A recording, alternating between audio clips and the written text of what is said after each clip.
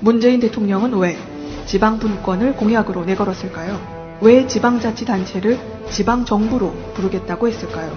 그것은 바로 복지국가를 만들기 위해서입니다. 실질적인 복지는 확실한 지방분권이 됐을 때 가능합니다. 지방자치의 원래 목적이 복지국가 건설입니다.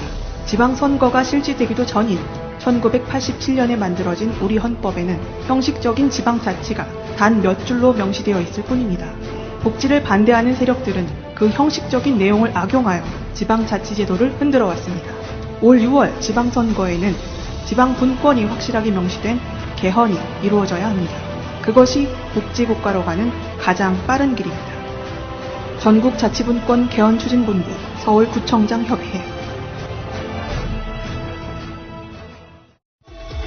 꼭 알아야 할 어제의 뉴스. 이명박 전 대통령과 김경준 전 BBK 대표. 두 사람은 첫 만남 시점부터 주장이 다릅니다. 저는 미국에서 귀국해서 2000년도 아마 초에 만났을 겁니다. 99년 3월쯤이었을 거예요. 아직 추웠어요. 김백준의 전화였죠. 투자자문회사 BBK 설립은 지난 1999년 4월. 김경준 전 대표는 이전 대통령이 BBK와 관련성을 부인하려고 자신과 처음 만난 게 1999년이 아닌 2000년이라는 거짓말을 해왔다고 주장해왔습니다. 그런데 이상은 회장의 핵심 측근이었던 김종백 씨도 이전 대통령이 1999년에 BBK를 설립했다는 말을 이상은 회장으로부터 전해 들은 적이 있다고 말합니다. 우리 동생이 인터넷 종합금융회사를 만들 거라고 많이 언급을 했습니다. 신형 에쿠스가 나오기 전이었으니까 그 시점으로 보면 될 거예요. 99년도는 확실히 맞아요. 다스의 BBK 투자 상황에 대한 김경준, 김종백 두 사람의 기억도 비슷합니다. 김 전 대표는 이전 대통령이 경주에 자신의 회사가 있으니 가보라고 했고 실제 다스 방문 일주일도 안 돼 투자가 이뤄졌다고 밝혀왔습니다. 자기 회사라고 그랬죠. 그러니까 다스가 처음에 BBK한테 투자라는 돈을 보낼 때 자금을 옮기는 거라고 얘기를 했었어요. 당시 다스에서 김 전 대표를 안내했던 김종백 씨의 기억입니다. 누구의 지시로 뭐 어떻게 해서 그냥 팀 같은 게 구성이 돼야 되는데 그런 거 없이 그냥 된 것 같아요. 이전 대통령은 오늘도 의혹과 관련한 질문에 아무런 답을 하지 않았습니다. 이전 대통령께서 다스는 자기 회사라고 얘기했다고 하는 게 사실입니까? 김경준 전 대표와 다스의 핵심 관계자가 서로의 주장을 뒷받침하면서 BBK와 아무 관련이 없다던 이전 대통령에 대한 의혹이 다시 눈덩이처럼 불어나고 있습니다. 원세훈 전 원장 재임 당시 국정원이 대북 관련 업무에 써야 할 10억 원대의 대북 공작금을 빼돌렸습니다. 용도가 엄격히 제한된 대북 공작금은 김대중, 노무현 두 전직 대통령이 스위스 비밀 계좌에 거액을 숨겨뒀다는 풍문성 의혹을 확인하는 데 낭비됐습니다. 대북 공작금은 또 원 전 원장 개인을 위한 용도로도 사용됐습니다. 대북 공작금을 몰래 빼내 1년 임차료만 수십억 원에 달하는 최고급 호텔 스위트룸을 빌려 원 전 원장 개인이 이용한 겁니다. 부인의 사적 이용을 위해 10억 원의 공작금을 빼내 안가 인테리어를 바꿔준 데 이어 또 다른 불법 행위가 적발된 겁니다. 검찰은 이 같은 대북 공작금 유용에 따른 국고 손실 등의 혐의로 최종흡 전 3차장과 김승현 전 대북 공작국장에 대해 오늘 구속영장을 청구했습니다. 이명박 박근혜 정권 동안 청와대에 건네진 국정원 특수활동비에 이어 대북 공작금까지 야당 정치인 사찰과 원세훈 전 원장 개인 목적으로 탕진한 사실이 드러나면서 검찰 수사가 국정원 예산 사용 전반으로 확대될 가능성도 배제할 수 없어 보입니다. 박근혜 정부 시절 국정농단 사태를 축소하고 은폐하려 한 혐의를 받는 우병우 전 청와대 민정수석. 재판에 넘겨진 지 9달 만에 검찰이 우 전 수석에게 징역 8년을 구형했습니다. 검찰은 우 전 수석이 민정수석이라는 막강한 권한을 사적으로 사용하면서 감찰 업무는 외면했다고 지적했습니다. 또 모든 책임을 박근혜 전 대통령이나 부하 직원들에게 돌리고 있다며 엄중한 책임을 물어야 한다고 강조했습니다. 검찰은 우 전 수석이 문화체육관광부 소속 공무원들에 대한 좌천성 인사를 지시하고 비선실세 최순실 씨와 자신에 대한 특별감찰관의 감찰 업무를 방해한 것으로 보고 있습니다. 구형을 들은 우 전 수석은 평소처럼 담담한 표정이었지만 최후 진술에서는 검찰을 신랄하게 비판했습니다. 우 전 수석은 공소 사실이 모두 유죄라도 징역 8년 구형은 지나치다며 명백한 표적수사라고 주장했습니다. 또 국정농단에서 시작한 검찰이 1년 6개월 동안 대상을 바꿔가며 자신에 대한 수사를 계속했다며 정치 보복이라고 생각할 수밖에 없다고 말했습니다. 이어 자신은 박 전 대통령의 지시를 따르고 전달했을 뿐 민정수석의 권한을 넘어선 일은 없었다며 재판부에 억울함을 호소했습니다. 우 전 수석의 1심 선고는 다음 달 14일 내려질 예정인데 공무원과 민간인을 사찰한 혐의로 추가 기소된 우 전 수석의 또 다른 재판도 본격적인 시작을 앞두고 있습니다. 또 새로운 한 주가 시작됐습니다. 새롭게 한 주가 시작되면요. 여러분들도 월요병 같은 거 있죠? 주말에 이렇게 쉬고 그 다음에 월요일날 나와가지고 방송 같은 걸 하게 되면 좀 부담스러우신가요? 아니면 막 방송실에 막 엄청나게 빨리 뛰어오고 싶으신가요? 엄청나게 빨리 뛰어왔습니다. 그렇지. 네. 늦어서. 할 말이 너무 많아서. 원래 한국에서 회사 그냥 다닐 때는 주말에도 일할 때도 있고 그랬거든요. 근데 어느 순간 뭔가 회사도 외국계 그냥 완전히 외국에서 생활하다 보니까 주말에는 아무리 급한 일이 있어도 그냥 노트북을 열어보기가 싫게 돼서 월요병이 확실하게 더 생기는 것 같아요. 원래 그런 거 있잖아요. 월요병이 없으려면 일요일에 일을 좀 하라고. 반대합니다. 그럼 반대고요. 가장 좋은 방법은 월요일날 쉬는 거야. 아니, 일요일날 출근하는 거죠? 그럼 일요병이 생기죠. 나오신 분, 명정님. 안녕하세요. 유명정입니다. 야수님. 안녕하세요. 야수입니다. 자, 마차님. 욕을 해도 사랑스러울 것 같다고 칭찬받은 마차 인사드립니다. 욕 한번 해보세요. 야, 이 가평 특산물 같은 것들.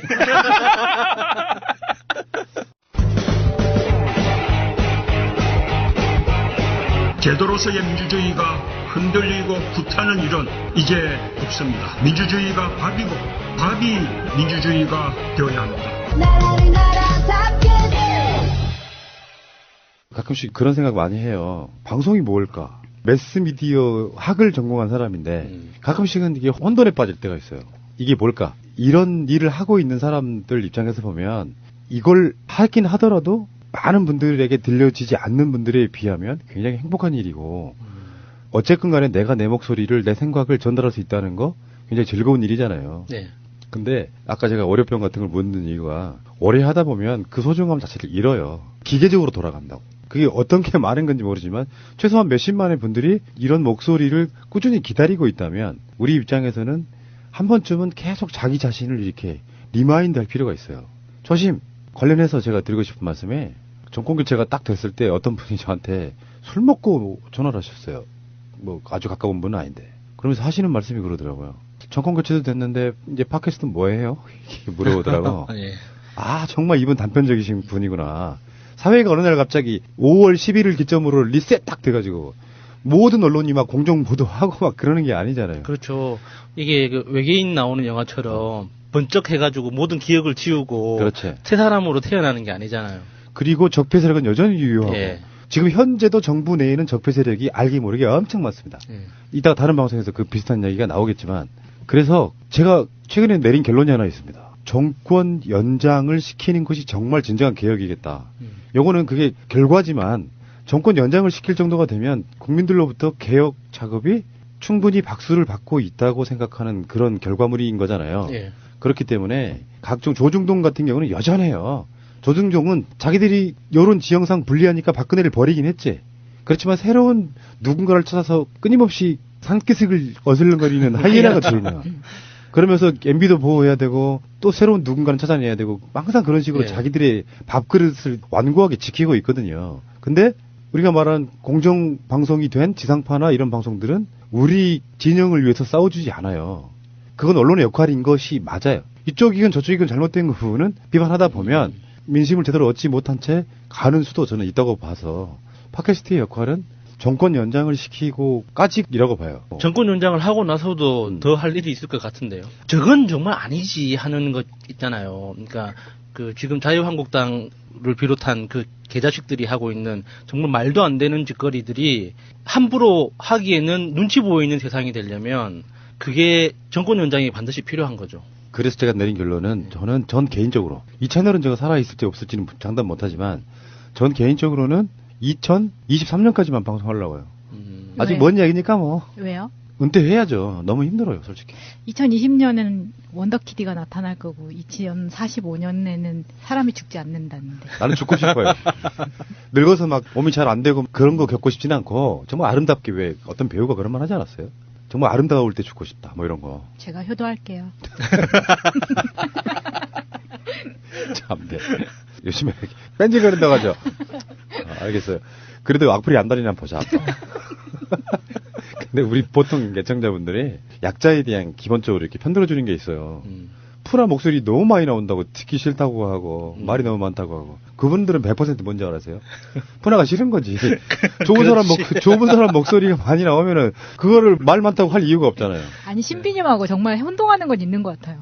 그러니까 푸나님이 말하고 신비님이 말하면 엄청 혼자서 말을 많이 하는 것 같이 된다는 거죠. 이런 건 있어요. 그러니까 PD는 내가 이 방송을 구성을 하고 끌어가는 사람이다 보니까 솔직히 말하면 이 방송뿐만 아니라 다른 방송도 내가 생각하는 답이 안 나올 때가 있어요. 내 생각대로 안 맞아 떨어지는 거지. 그러면 내가 말이 많아지는 거예요. 그리고 실제로 이제 이 생방송이 아니기 때문에 여러분 잘 아시겠죠. 중간에 말이 끊기는 거. 최소한 진행 때는 그거 못 참는 거 아시잖아요. 계속 말을 하게 되면 이런 부분이 있다고. 저도 말 안 하고 싶거든요. 그래서 어떤 경우는 가만히 있어 보고. 그래서 3분 만에 방송을 만들어 드려 보기도 하잖아요. 네. 수요일 날은 그렇게 해드릴게요. 기대치고요. 새가 날아든다를 처음 들으면서 사실은 푸른나무님의 목소리가 너무너무 달달했어요. 남자인 내가 듣기도. 지금은 아니지. 목이 맛이 갔어, 지금. 지금은 약간 이제 늙은 맛이 나는데. 늙은 맛이. 지금은 좀 늙은 맛이 나는데. 동의도 부정도 못하는 이 어중쩡한 마음. 2014년도에는 정말 달달했어요. 지금이랑 달랐어요? 달랐어요. 들어보세요. 1회나 2회 방송을 들어보세요. 그러니까 내가 흥분하지 않고 정말 여러분들께 달달한 목소리는 전하는 건 어렵지 않은데 이보다도 맞아, 이거야. 이보다도 한 톤을 올리게 되면 흥분을 할 수밖에 없잖아요. 그러면 당연히 듣기 싫은 목소리가 나오는데 나도 편집하면서 그게 가장 고통이네. 내 목소리 듣는 거. 자, 알겠고요. 시소리가 너무 길었고 잠시 후에 다시 오겠습니다.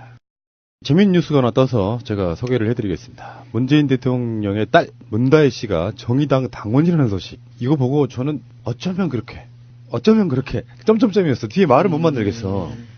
어쩌면 그렇게 집안까지도 민주주의 방식일까? 저분 좋아요. 다음에 야수님은 어쩌면 그렇게 아버지를 쏙 닮았을까? 자, 마차님은요? 저도 그렇게 생각했어요. 그리고 멋지다 이 생각. 네. 이거는 이제 상대 비교를 해보면 되지. 이명박 아들 이시영이 민주당에 있다거나 정의당에 있다거나. 아니 비교를 해도 꼭 그딴 것들이랑 꼭 해야겠어요. 아니 그러니까 비교 대상이 없잖아. 지금 박근혜가 자식이 없는 바람에. 없다고 누가 그래? 너 고소당하기 싫다. 아니요, 저는 그러니까 있다는 뜻이 아니라, 그러니까 있을 수도 있죠. 없다는 이야기를 한 번도 들어본 적이 없어요. 그래서 그렇냐고 물어보는. 근데 방송은요, 여러분들 사고는 여러분들이 치고 경찰서는 내가 왔다 갔다 하는 부분이 있거든. 고생이 많으십니다. 좀 신중해지길. 고생이 많으십니다. 자, 어쨌든 문다희 씨가 정의당 당원이라는 소식에 굉장히 많은 네티즌들이 문재인 대통령이 좋으니까일 거예요. 좋으니까. 역시 어떤 민주주의적인 어떤 상황에서 자기 소신대로 가는 거지 뭐 이렇게 표현하는 거고 싫은 사람들은 정반대로 이야기합니다. 다른 나라를 간섭을 못해가지고 정의당 가게 만든다고. 제 아버지가 추구하는 바를 정확하게 이해했다는 뜻이잖아요. 그러니까 어떤 정당이나 어떤 소속이나 이렇게 중요한 게 아니라 바라보는 가치가 뭔지에 대해서는 정확하게 이해했다는 뜻이니까 보기 이쁜 거죠. 문재인 대통령은 철저한 민주주의자이고 절차를 굉장히 중요시 하시는 분이에요. 그런 분이 자녀 교육을 제대로 시켰다는 거고요. 다혜 씨도 아버지를 닮아서 집안 분위기 자체도 이건 민주주의 방식으로 굴러가는 것이다. 그래서 개인의 정치적 신념과 사상에 대해서 아버지와 달라도 전혀 이상하지 않은 집안이다. 저는 굉장히 좋게 받아들였고요. 이건 이제 가족 간의 협치 같은 건데. 협치. 이런 게 있단 말이에요. 문다혜 씨 자체가 그런 방식으로 다른 정당에 들어가 있다는 것 자체. 마찬가지 지금의 유시민 장관이 정의당에 있는 것처럼. 근데 예전에 뭐 민주노동당이네 뭐네 해서 서로가 결이 다른 건 맞지만 달라요. 약간 다른 건 맞는데 같이 해온 민주주의와 싸워온 뿌리는 같은 거라고 생각이 들거든요. 그렇죠. 근데 현실적으로 그거를 정권 교체해서 개혁할 거냐와 진보 아젠다를 좀 더 일찍 끌고 가는 진보 정당으로 할 거냐 이런 차이인데요. 근데 이제 이 문다혜 씨가 주는 상징성은 이런 거라고 봐요. 그게 알려졌어. 정의당원들 입장이건 민주당원들 입장이건 간에 함부로 대하기가 힘들어지는 거지 서로가. 나 이런 가치에서는 문다혜 씨가 문재인 대통령과 정치적 소신이 달라서 그런 게 아니고 이런 확장성의 상징을 저는 가지고 있다고 생각해요. 어떤 소신이든 간에. 이런 것들이 사회적으로 주는 메시지는 일베류 분들은 뭐 비난하실 분들도 있죠. 아까 말한 그런 논리로. 그것들이야 뭐. 그런 면에서 보면 그 문다희 씨나 문재인 대통령이 의도했건 안 했건 간에 굉장히 성숙한 또는 생각이 깊은 거라고 보는 거죠. 사실 이 부분에 대해서 영화 1987을 정의당 이정미 대표가 정의당원들이 이제 단체 관람하는 와중에 문다희 씨가 거기 그 자리에 참석을 한 거고요. 이 부분에 대해서 청와대 측에서는 이런 반응이 나왔습니다. 문다희 씨가 정의당의 평당원으로 활동하고 있는 것은 사실이다. 라는 반응이 나왔고요. 문재인 대통령 반응은 이렇습니다. 딸은 딸의 삶이 있는 것이고 딸의 정치적 선택에 대해 아버지는 존중한다. 이것이 문재인 대통령의 생각이라고 합니다. 청와대 측에서 나온 반응입니다. 나는 우리 딸내미가 나중에 커서 그런 식의 선택을 하면 적극 저는 밀어줄 거예요. 자유한국당? 확! 아니, 그만. 예를 들어서, 이게 있잖아요. 아까 말씀드린 것처럼, 진보 정당이 기존의 행태가 어땠건 간에, 그건 다른 문제라고 봐요. 단점을 찾자면, 민주당이건, 정의당이건, 녹색당이건 다 나는 흑역사는 있다고 봐요. 그런데, 그 젊은 사람들이 쉽고 편한 길 있잖아요.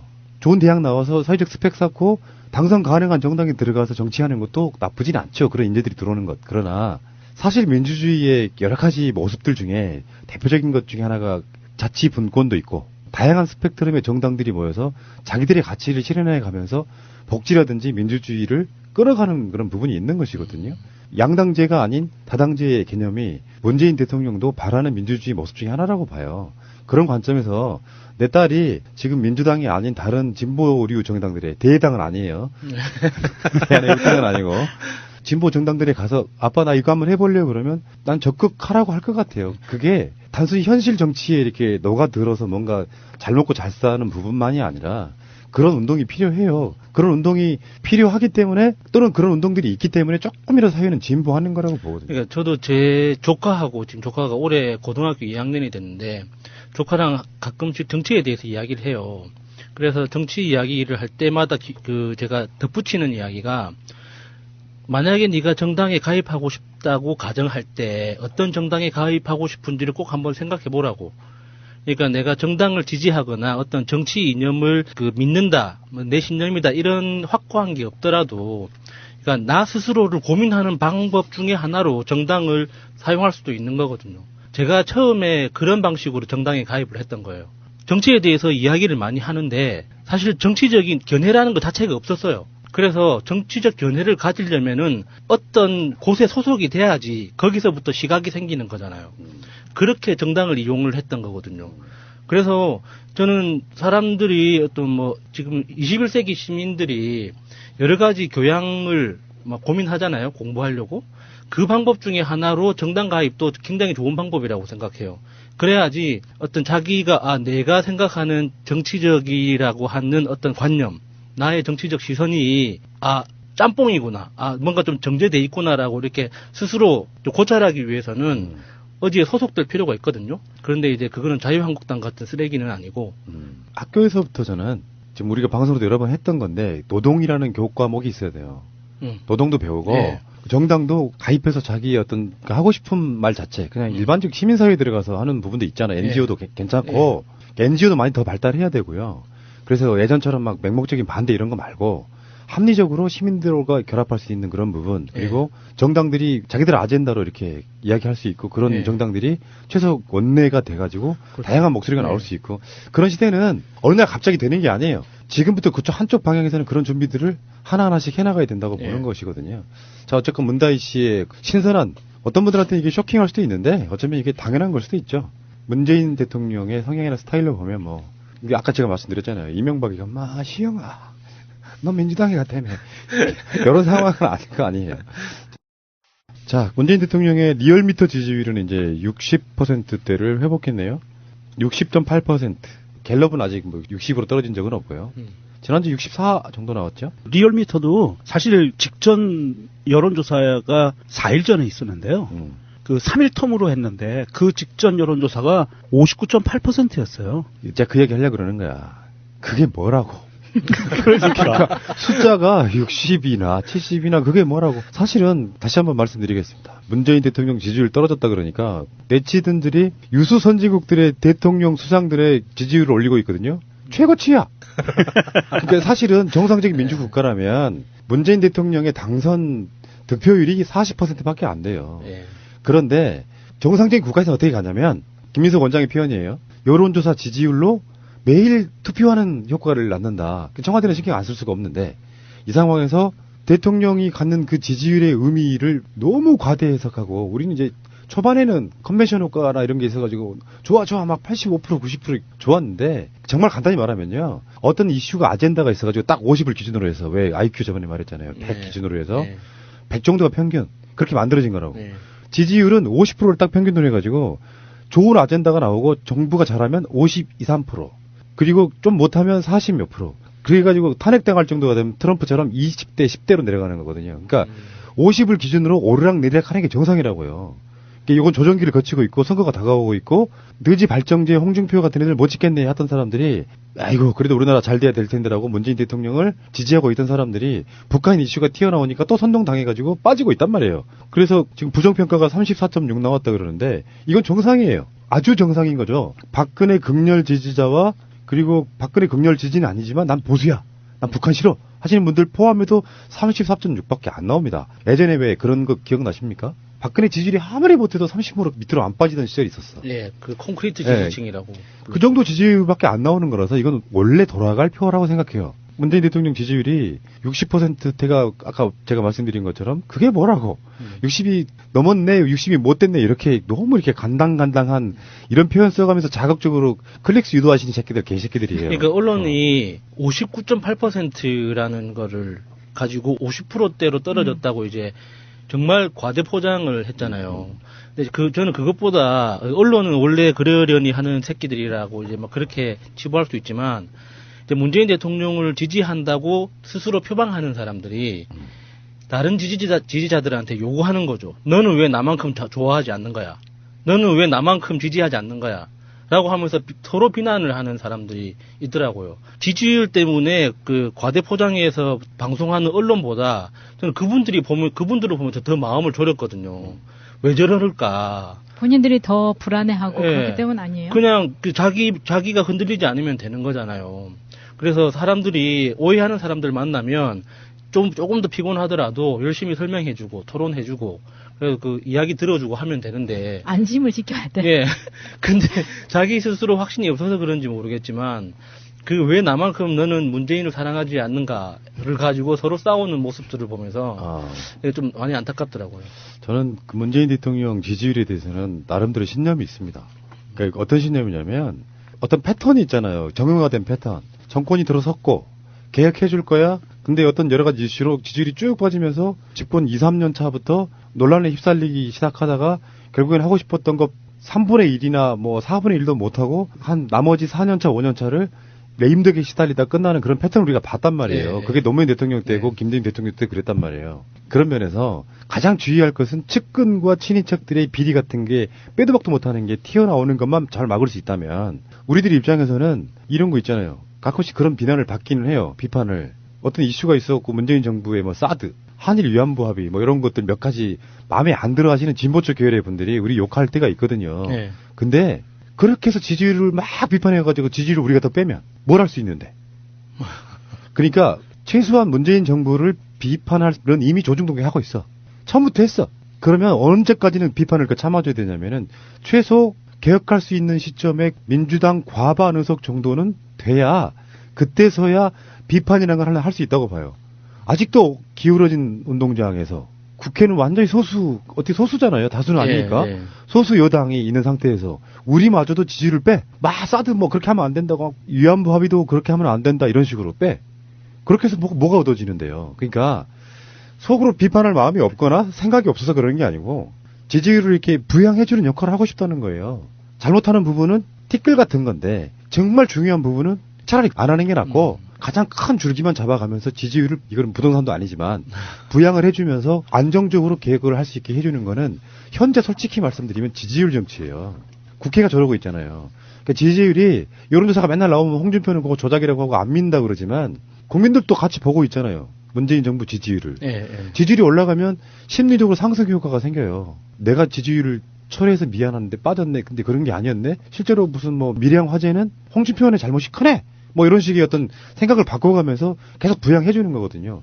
그래서 결론, 문재인 대통령 지지율은 개혁을 하기 위해서 떨어지면 안 된다. 우리는 그걸 막고 싶다. 하락하는 걸. 예. 그런 거예요. 사실 이번 문재인 대통령의 최근 지지율이 이전에 1월 중순까지만 해도 70%대였다가 60%대로 내려오고 또 뭐 이 사람들 얘기대로 59.8%까지도 내려왔었는데 사실 이 부분에서는 기존의 언론들의 그 기사 탓이 굉장히 크다고 봐요.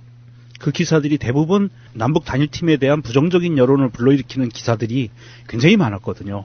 현송월 단장을 비롯해서 뭐 과잉 의전이라느니 이런 식으로 해서 약간 부정적인 의견을 지속적으로 언론사들이 뱉었어요. 거기에 야당들도 가세를 해서 연일 맹공을 퍼부었죠.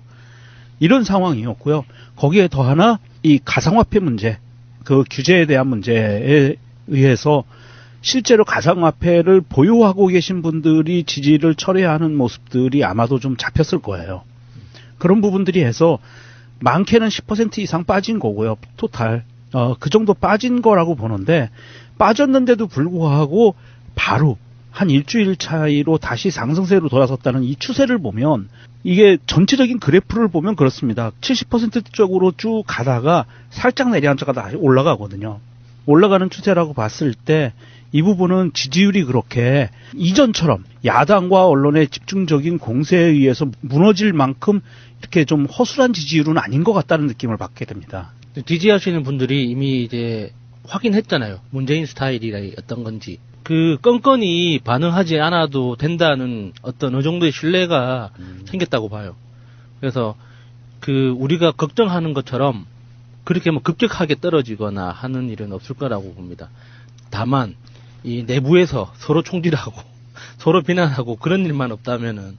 그거 중요하죠. 예. 그거 중요해요. 국민이 정부나 정당에 실망하는 것 중에 대표적인 것 중에 하나가 논란이 많아지는 거예요. 네. 근데 예를 들어서 조금 마음에 안 들더라도 비트코인이나 뭐에 마음에 안 들더라도 우리는 우리가 갈 길 간다 우직하게 쭉 가면 네. 거기에 흔들리지 않는데 여기에 이제 막 예를 들어서 민주당에서 이제 서로 총질하는 사람들 나오기 시작하고 서로 막 논란 그렇게 되기 시작하면 진짜로 망하는 지름길이거든요. 민주당은 약간 좀 정권의 나팔수라는 느낌이 들 정도 저쪽에서 보기에는 그런 정도로 계속 단일 대우로 싸워줘야 돼요.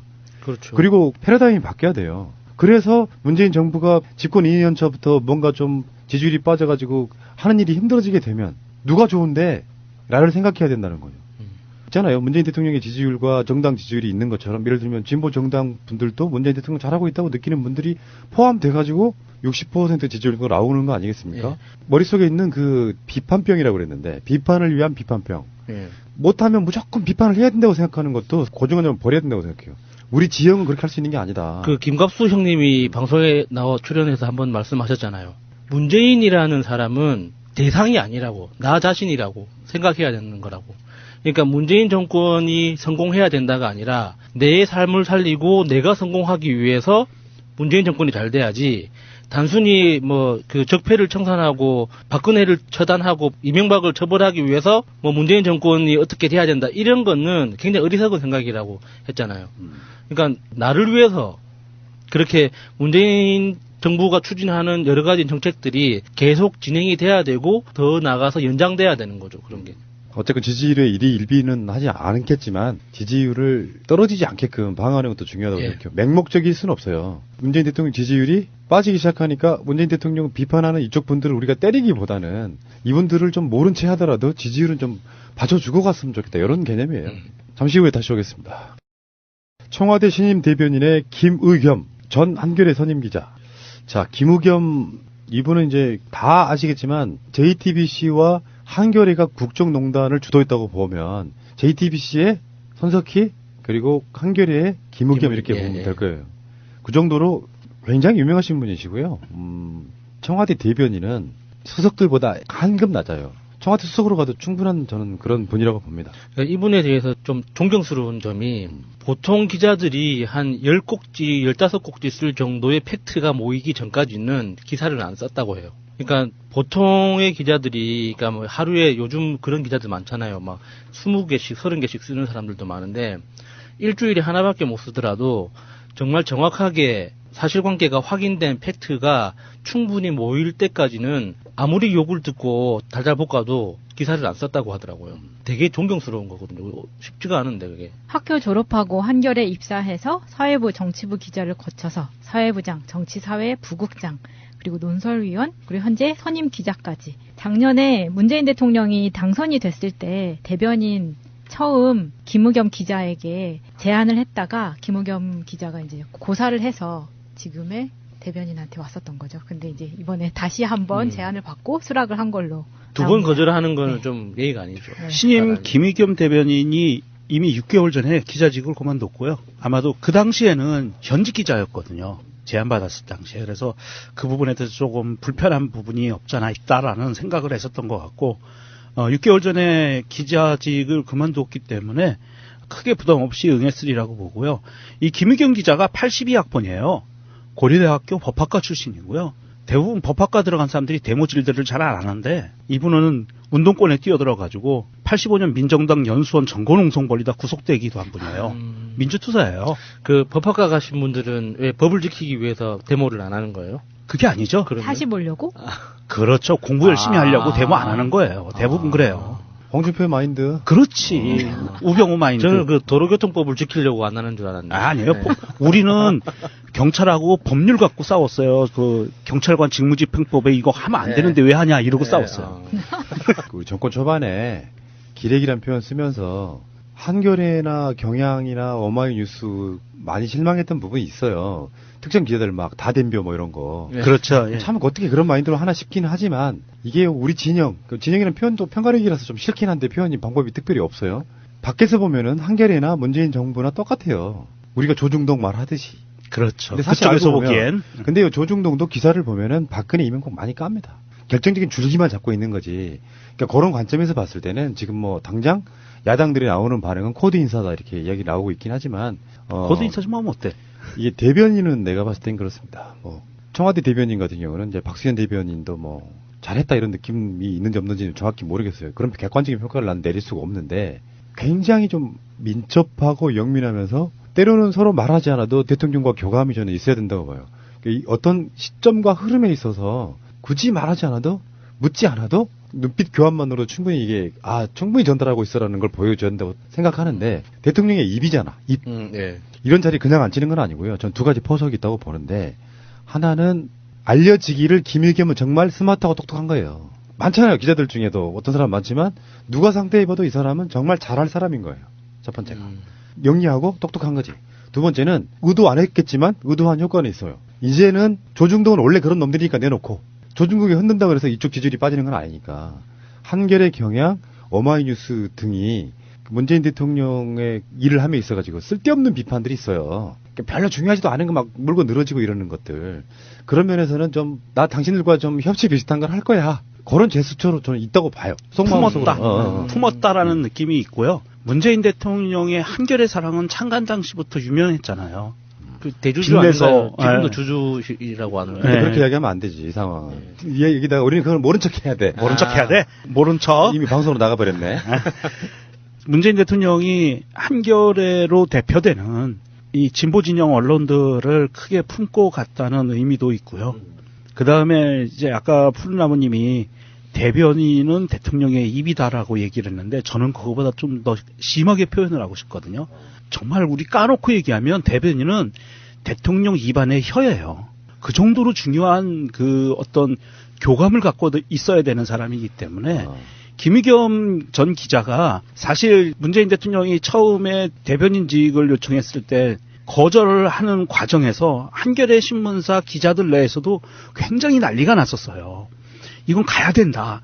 에이, 기자가 그러면 안 되지. 이렇게 지금 두 가지로 그때 당시에 반응들이 나왔거든요. 한겨레에서는 어쩌면 그 당시에 굉장히 큰 잔치 같은 느낌이었어요.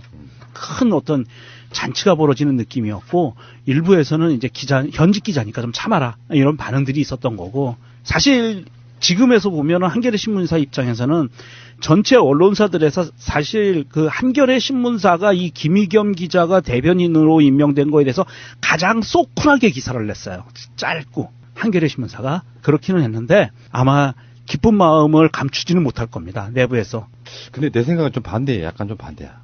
예전에 KBS 앵커였던 지금 인천의 그 국회의원 하나 있잖아요. 네. 심한 경우는 박근혜 때 그런 사람이 있었어요. MBC의 앵커였다가 오전에 MBC 회의하고 오후에 청와대 회의하는 사람도 있었어요. 그런 A는 지키고 싶었던 거라고 저는 봐요. 앵커로 있을 때부터 노골적으로 그렇게 했는데 그 사람들이 보기에, 그러니까 저쪽 사람들이 보기에는 그렇게 코드 맞추는 건 그렇게 맞다고 느끼는데 최소한 그 사람들은 그런 A도 안 지켰다.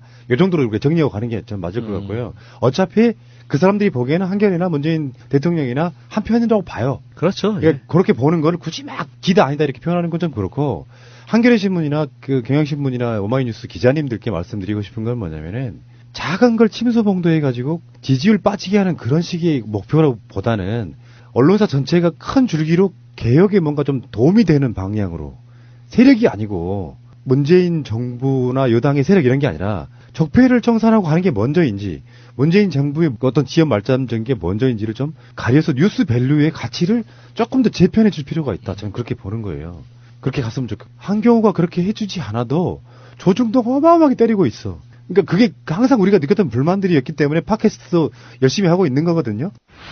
아직도 SNS에서 문재인 대통령만 팔로우하고 계시다고요? 친절한 청와대, 활짝 열려 소통하는 청와대, SNS 청와대 공식 계정으로 더 가깝게 만나세요. 트위터, 페이스북, 인스타그램과 카카오톡 플러스 친구에서 대한민국 청와대를 검색하고 친구가 되어주세요. 문재인 대통령과 청와대의 일정과 정책, 생생한 현장 사진들과 청와대 사람들의 뒷이야기까지 가장 빨리 만나볼 수 있습니다. 참! 청와대 홈페이지 즐겨찾기도 잊지 마세요. 국정농단 묵인한 우병우, 문체부에 인사 개입한 우병우, 징역 8년 구형됐습니다. 그러니까 우병우가 한 말 있어요. 표적수사, 법치주의를 보여달라. 정치보복, 표적수사, 법치주의 보여달라. 이렇게 우병우가 한마디 했습니다. 근데 우병우도 법치주의에 대해서 잘 모르고 있는 것 같아요. 법치주의는 지가 지켰어야지. 정치보복, 표적수사, 표적기소는 우병우의 전공이잖아요. 그렇죠. 그래놓고 자기한테 이게 떨어지면 법 지켜달라고 그러고 정치보복하지 말라고 그러고 이 비용씨 같은 새끼들 정말. 그리고 이게 우병우 징역 8년 구형, 검찰에서 이제 8년을 구형을 내렸는데, 그러니까 재판부에 8년 선고해달라고 구했잖아요. 근데 저는 이게 좀 너무 가볍다고 좀 속상한 느낌이 드는 게, 이 박근혜를 중심으로 이루어진 그 국정농단은 말 그대로 그 헌법 유린이잖아요. 그러니까 헌법 자체를 이렇게 완전히 무시한 범죄들이 너무 많단 말이에요. 근데 헌법에는 그 헌법을 지키지 않았을 때 처벌 조항이 없어요. 굉장히 선언적인 법률이기 때문에. 그래서 마음 같아서는 헌법을 이렇게 대놓고 무시한 새끼들은 그냥 다 그냥 뭐 20년, 30년 이렇게 때려버렸으면 좋겠는데 그게 또 안 되잖아요. 속상하더라고. 이게 지금 8년 구형하면 결과적으로 뭐 4년, 뭐 3년 이렇게 예상할 수 있는 거잖아요. 4년에서 6년 정도 예상되죠. 예.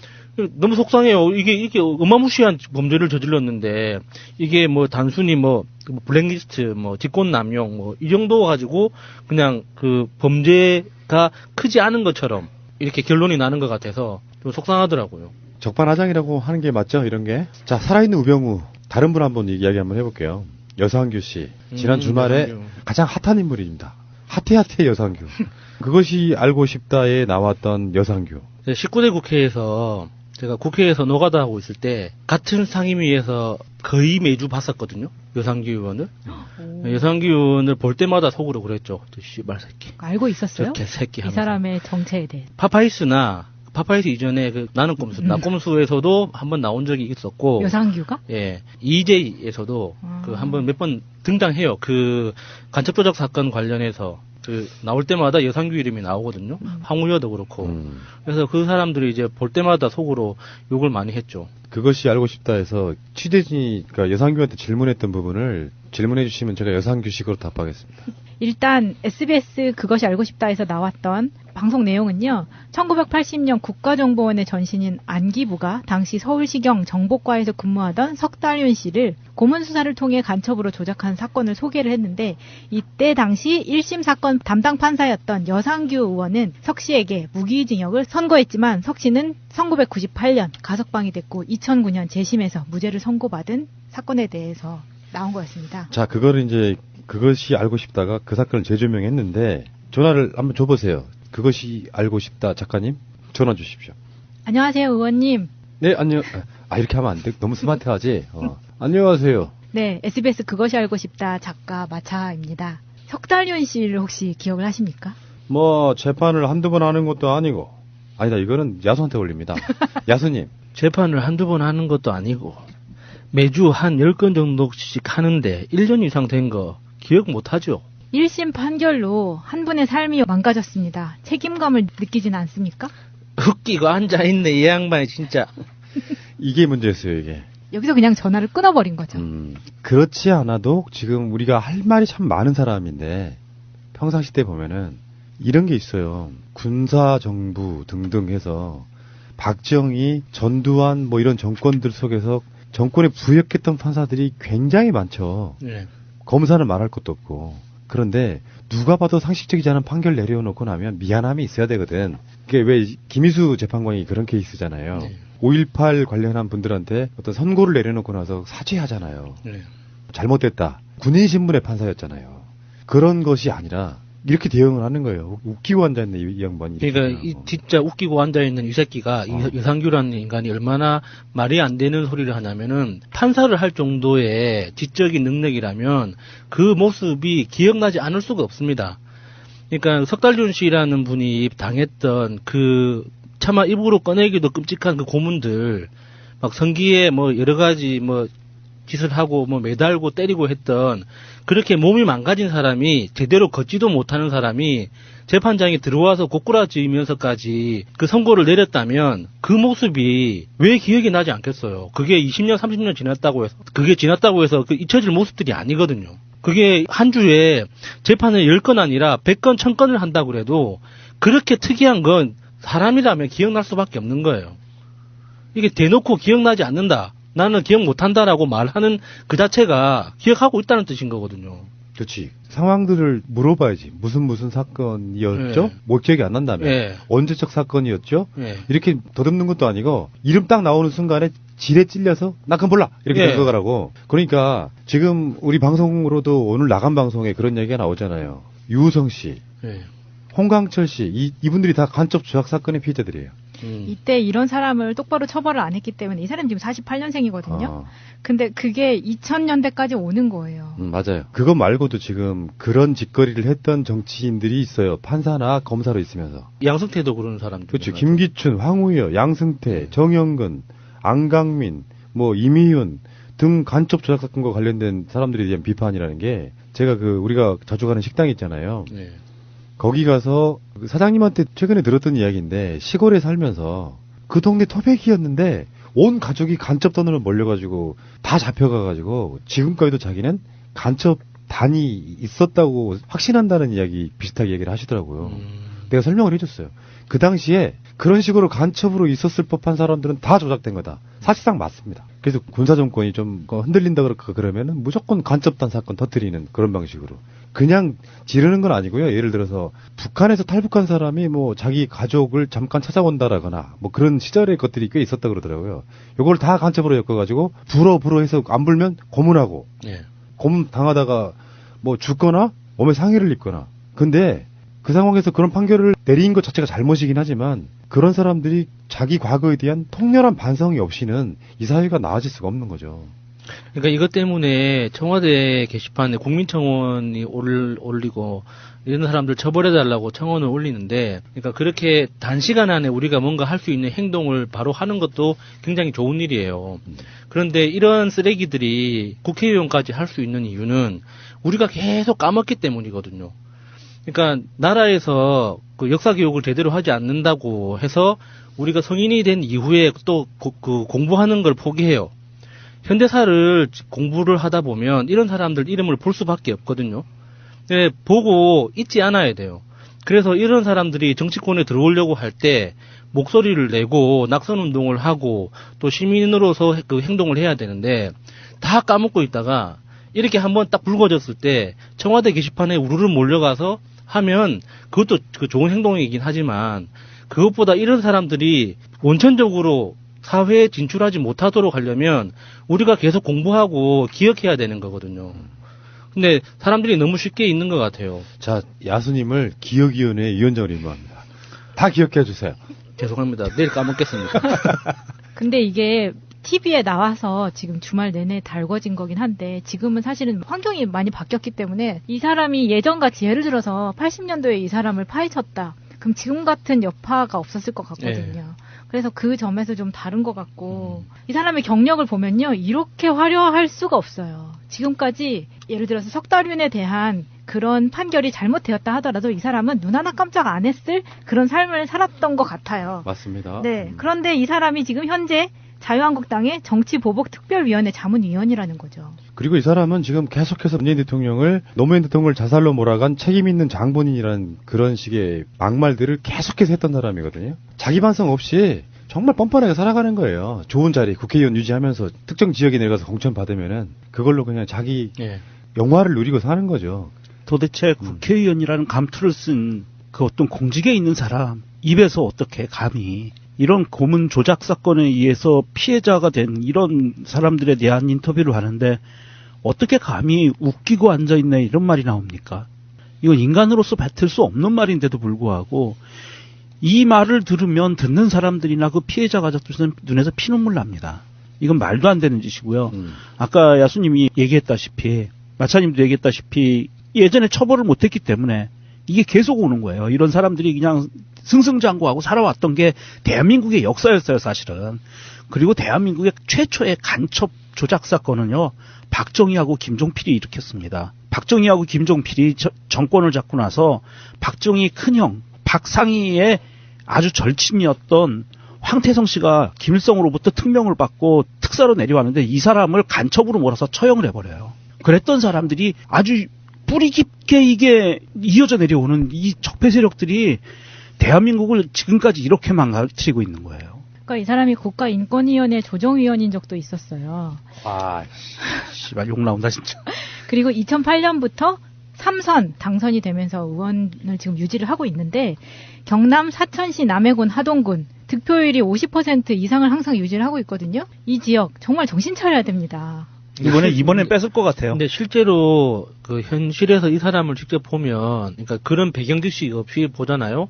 정말 훌륭해 보입니다. 이게 호리호리하니 백발이거든요. 그리고 얼굴도 굉장히 깨끗해요. 그러니까 누가 봐도 고결한 선비 같은 그런 인상이에요. 악마의 가면인 거지, 사실은.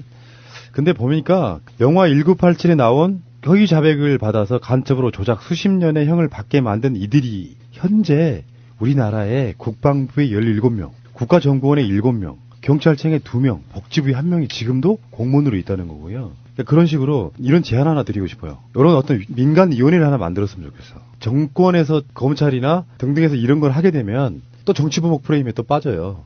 그러니까 국민들이 일치단결해가지고 이런 과거사에 관련해서 자기 반성하지 않는 정말로 나쁜 새끼들 명단을 지속적으로 발굴해내고 그것을 언론사에 알리고 예를 들어서 정치권에도 계속 띄우고 하면서 그 독재에 부역했던 자들이 그냥 그 소극적 부역 있잖아요. 뭐 그냥 자리 보장하느라고 그거 빼고 적극적으로 부역해서 우리나라 국민들의 인권과 생명권 같은 것을 앗아간 자들, 뭐 고영주 같은 인물도 박근혜 정권까지는 승승장구했던 거 아닙니까? 그런 관점에서 봤을 때는 민간 기구가 하나 만들어져가지고 끊임없이 이 사람들의 악행을 알리는 그런 게 좀 있었으면 좋겠다 이런 생각이 드는 거죠. 아이고, 근데 국가라는 게 어느 날 갑자기 바뀌진 않습니다. 이게 여상규가 자기 발목 찍은 거야. 막 할 일이 많으니까 우리들도 이런 생각 못 하고 있잖아요. 까먹고 있잖아. 근데 전화 잘 받았으면 그냥 조용히 넘어갔을 거야. 그때는 그렇죠. 좀 이런 말 있잖아요. 그때는 좀 유감이었습니다. 저도 어쩔 수 없었습니다라고 했으면 그렇게 막 분통 터뜨리지 않았을 거라고. 웃기고 앉아있네라 그랬죠. 우리는 웃기고 자빠졌네라는 이야기를 해주고 싶어요. 그러니까 그 모든 게 알고 있다는 게 너무 그 강한 심증을 주는 거예요. 그렇죠. 그 신비님이 항상 이야기했던 이 관료주의 적폐라는 이 관료주의가 사실 이런 거를 표면적으로 보여주는 게 이게 관료주의의 문제거든요. 관료주의 긍정적인 부분들도 많이 있는데 가장 나쁜 쪽은 이런 사람들이 그 자리에서 요직에서 또아리를 틀고 앉아서 여전히 무소불위의 권력을 휘두르며 국민들을 농락하고 있다는 거죠. 국가기록원에서 진상조사를 해서 갖고 오면 보고 판단하겠다. 이게 행안부가 이제 그 국가기록원 문제에 대해서 그때 당시에 국가기록원장으로 근무했던 박모 씨가요. 전문가들로 구성된 진상조사단의 발표가 나오기도 전에 결과를 알고 사전 해명 기자회견을 해버려요. 그럼 뭐야? 거기에 있는 사람들 중에 이 사람한테 연락할 내부 프락치가 있는 거죠. 대통령 한 사람만 바뀌었다는 말은 상징적인 굉장히 중요한 말이에요. 속관에서 뭐 처형하자 이런 것보다 우리나라는 그런 문화는 아닌 것 같고 본인들이 반성해야 된다고 생각해요. 아베의 대표적인 모습도 그런 거 아닙니까? 반성이 없는 가운데 우리가 땅을 치는 것 중에 하나가 전두환과 노태우를 살려준 거. 반성이 없는 가운데 맞아. 이거예요, 이거.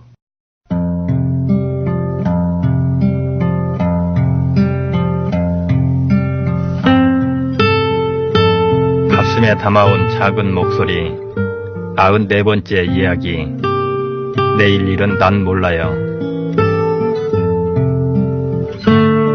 안녕하십니까. 가슴에 담아온 작은 목소리 김영호입니다.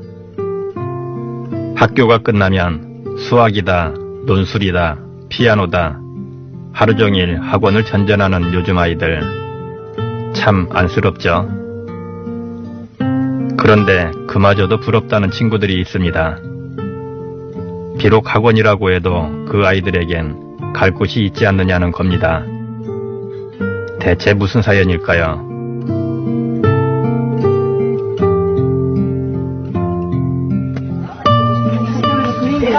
여기 가져가는 곳 있잖아. 거기로 가자. 그래, 그쪽으로 가자. 정아 먼저 가 있을게. 같이 가자. 영어 수업에 친구들 모여라. 수업이 곧 시작될 것 같은데 아이들은 제잘제잘 떠드느라 정신이 없고 선생님만 마음이 급해집니다. 얘들아, 우리 영어 선생님하고 이제 만난 게 2번째 날이야, 오늘. 그치요? 첫 번째 날이에요. 수업은 첫 번째 날이에요. 그러니까 오늘부터 잘하면 되는 거야. 오늘부터 시작하면 되는 거야. 꿈을 가지고 한번 해보자. 아, 너무 쉬운 거야. 야, 그 좋았어. 가까스로 자리에 앉혀봐도 제대로 책장을 펼치기까지는 또 한참. 자, A 소리는 어떻게 나지? 에. 응? 그래서 L은 소리가 어떻게 나? 자, 램. 그래도 막상 수업이 시작되니 아이들의 얼굴은 사뭇 진지해집니다. 그런데요, 한 교실에서 같은 수업을 듣기엔 아이들의 나이가 초등학교 1학년부터 6학년까지 꽤 다양해 보입니다. 여긴 어딜까요? 제일 오래된 공부방이거든요. 엄마들이 나가서 일을 하고 싶어도 애들을 봐주는 데가 없었어요. 그 당시에는. 그래서 그 애들을 봐주는, 일단 애들을 좀 봐야 엄마들이 나가서 일을 해서 할 수 있지 않겠나 싶어서 그때 만들어진 게 소망타 가방하고 지금은 나눔 공부방인데 최초예요. 김명희 센터장의 목소리에서도 자부심이 느껴질 만큼 오랜 역사를 지닌 이곳 서울 마포구 대흥동에 있는 나눔 공부방입니다. 올해로 꼭 30년이 됐는데요. 지금까지 이곳을 거쳐간 아이들만 1,500여 명. 요즘도 초등학교 1학년부터 고등학교 3학년까지 다양한 연령대의 아이들이 이곳을 찾는다고 합니다. 지금 방학이잖아요. 지금 애들 보통 9시에 와서 밤에 10시까지 있고, 학기 중에는 이제 학교 끝나고 와서 밤에 10시까지 있고, 그리고 공휴일 날, 토요일 날은 아침에 9시부터 저녁 6시까지 있고. 이쯤 되면 아이들에겐 그저 학교 끝나고 잠깐 와서 놀다 가는 공부방이 아니라 또 다른 집일 것 같은데요. 김명희 센터장님도 비슷한 얘기를 하더군요. 이 센터는 또 하나의 가정이거든요. 지역아동센터는 부모님들이 일하러 나가셨을 때 아이들이 방치되지 않고 보호해줄 수 있는 이런 공간이 필요하고. 그래서일까요? 나눔 공부방에서 만난 아이들의 얼굴은 하나같이 참 밝고 예뻤습니다. 이 아이 준영이도 그랬습니다. 3학년이요. 1학년 때부터 다녔어요. 벌써 3년째 나눔 공부방을 다니고 있다는 준영이.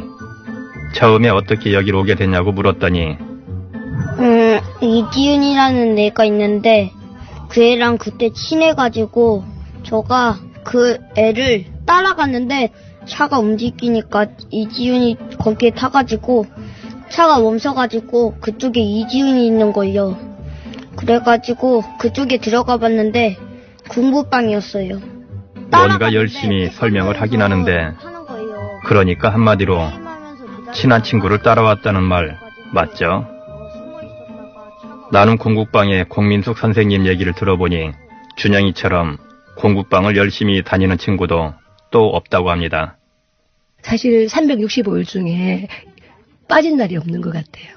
학교 마치면 바로 공부방에 와요. 그럼 지금은 이제 방학이니까 아침에 한 10시 반에서 11시 사이에 오거든요. 그렇게 오면 점심 먹고 뭐 중간에 태권도 도장에 한번 갔다 오고 미술도 하고 놀이도 하고 저희 저녁 먹고 7시 반에 집에 가요. 학교 끝나면 애들이 놀자고 애들이랑 하는데 저는 또 공부방을 가야 돼가지고 놀 수 있어서 오면은 애들이랑 형들이 있고 형들이랑 놀면서 공부도 하면서 재밌게 지냈어요. 나눔 공국방에서 친구들이랑 노는 게 제일 즐겁다는 아이. 하지만 준영이가 이곳에 개근하는 이유는 그게 전부가 아닙니다.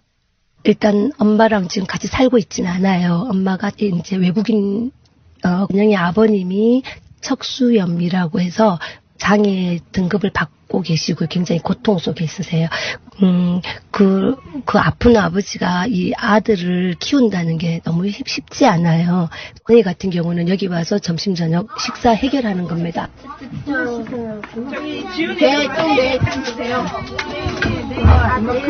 맞아요. 그러고 보니 다 같이 모여 밥을 먹는 저녁 식사 시간. 준영이와 친구들은 이것저것 가리지 않고 밥도 잘 먹고 즐거워 보였습니다. 그런데요, 이런 아이들이 하마터면 이 나눔 공국방을 다니지 못할 뻔했다고 합니다. 지난 2016년 말 공국방이 문을 닫을 위기에 처했던 건데요. 김명희 센터장에게 당시의 상황을 물어봤습니다. 주변에 다 개발이 되고 나니까 그러니까 우리가 옮겨갈 데가 하나도 없더라고요. 없을 뿐만 아니라 너무나 많이 올라서. 그래서 정말 갈 데가 없어서 작년 말에 이사주센터에 내가 3개월 동안 30년 묵은 집을 다 맡겨놓고 그리고 이제 아이들이 갈 데가 없잖아요. 그래서 처음으로 30년 만에 연초에 일주일간 방학을 했어요. 사실 나눔 공국방이 처음 문을 열고 30년 가까이 터잡고 있던 동네는 아현동이었습니다. 서울의 대표적인 달동네였죠. 그런데 일대가 뉴타운으로 지정되고 공국방 주변에 재건축이 시작되면서 이주 명령이 떨어졌던 겁니다. 임대료는 이미 3배 넘게 뛰어 있었죠. 집 뺏긴 거죠.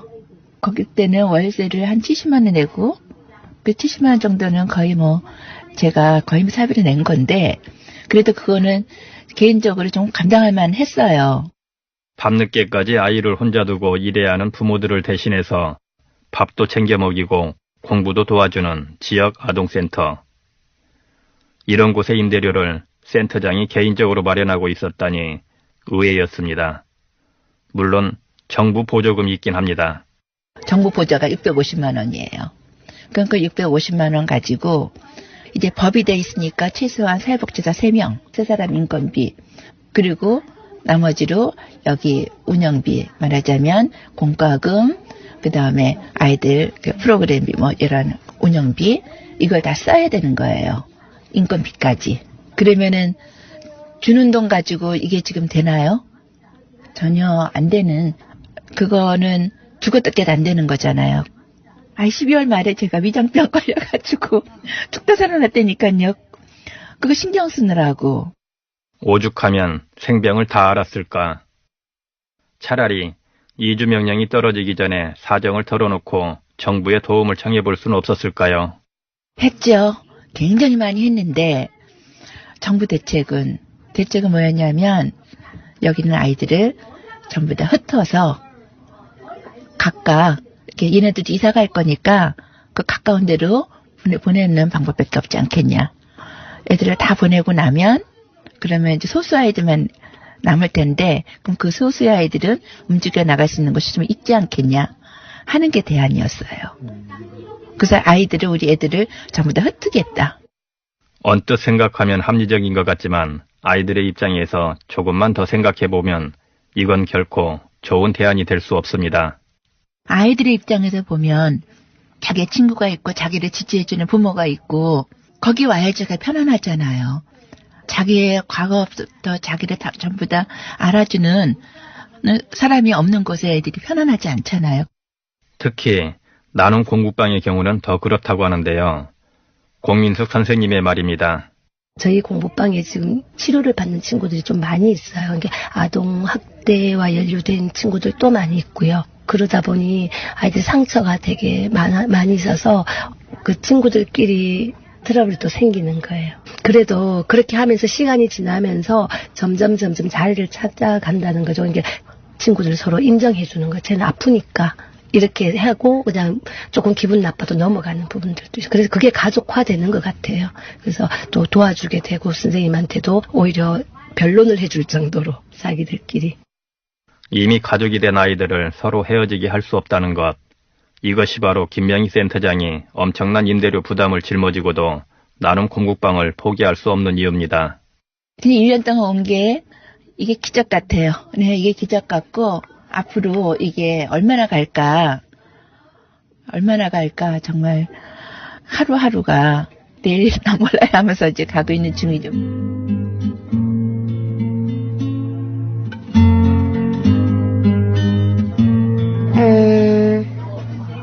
없어졌다면요? 공부방이?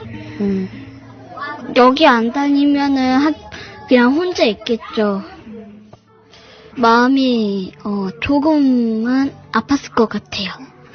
여기가 없으면 선생님들도 못 만나고 안 좋죠. 쓸쓸할 것 같아요. 친구를 못 만나니까. 내내 까불까불 밟기만 하던 아이들.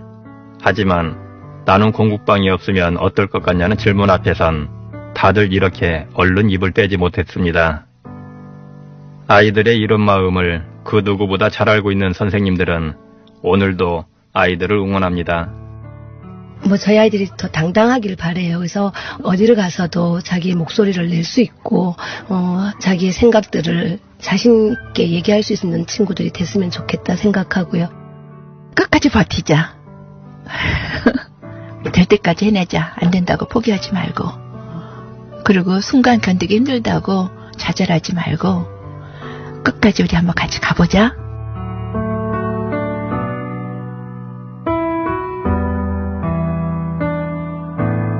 (2018년) 대한민국. 아이 낳아 키우기 힘들다는 말이 여기저기서 들립니다. 그런 어려움을 돕겠다고 나선 사람들이 바로 오늘 만났던 나눔 공국방 선생님 같은 분들이죠.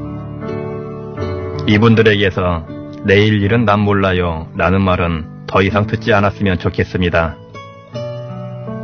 이분들이 돌보는 아이들이 바로 우리의 내일이니까요. 가슴에 담아온 작은 목소리. 지금까지 연출 노소정, 구성 이정아, 저는 김영호였습니다.